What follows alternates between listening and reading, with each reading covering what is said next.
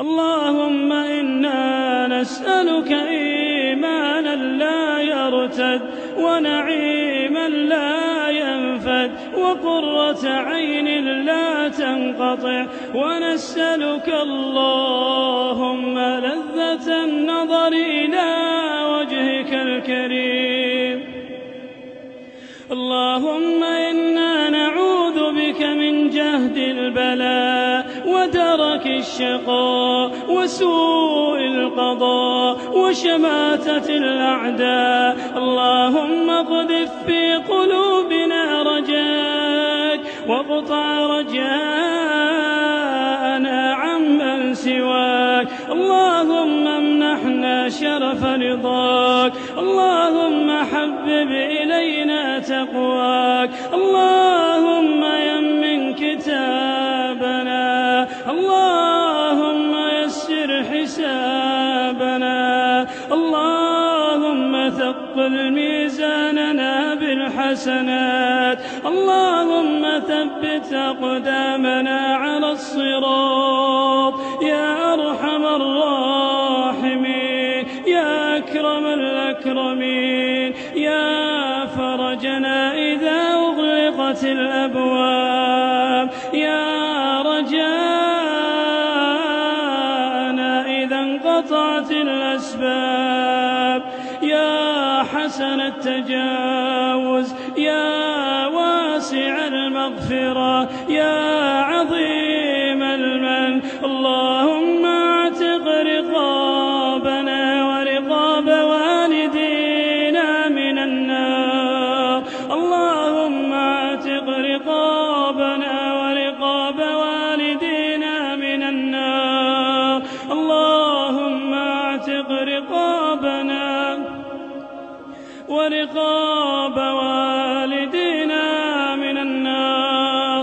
اللهم وفقنا للصالحات قبل الممات واستجب منا صالح الدعوات وهب لنا في الدنيا لذة المناجاة وبلغنا ما لم تبلغه آمالنا وأعمالنا من الخيرات. اللهم اقبل توبتنا وامح حوبتنا واغفر زلتنا يا أرحم الراحمين. اللهم لا تعاملنا بما نحن أهله وعاملنا بما أنت أهله. أنت أهل التقوى وأهل المغفرة.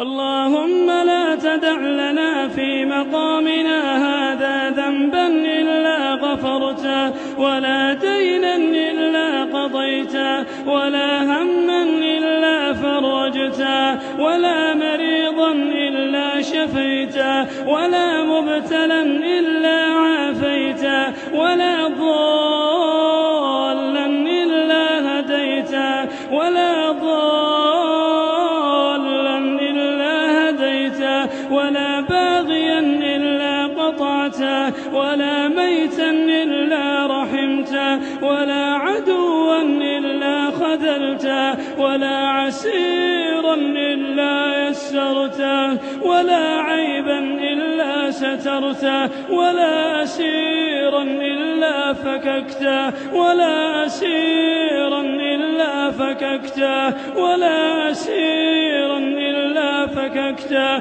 ولا حاجة من حوائج الدنيا هي لك رضا ولنا فيها صلاح إلا أعنتنا على قضائها ويسرتها لنا يا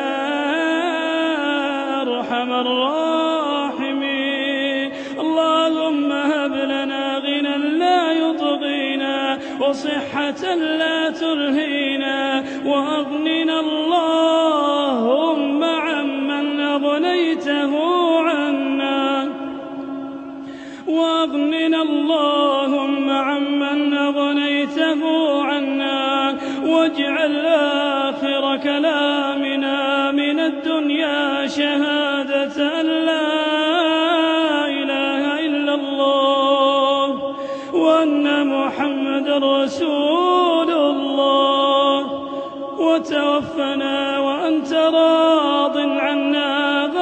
غضبان، واجعلنا في موقف القيامة مع الآمنين، واجعلنا في موقف القيامة من الآمنين مع الذين لا خوف عليهم ولا هم يحزنون يا أرحم الراحمين.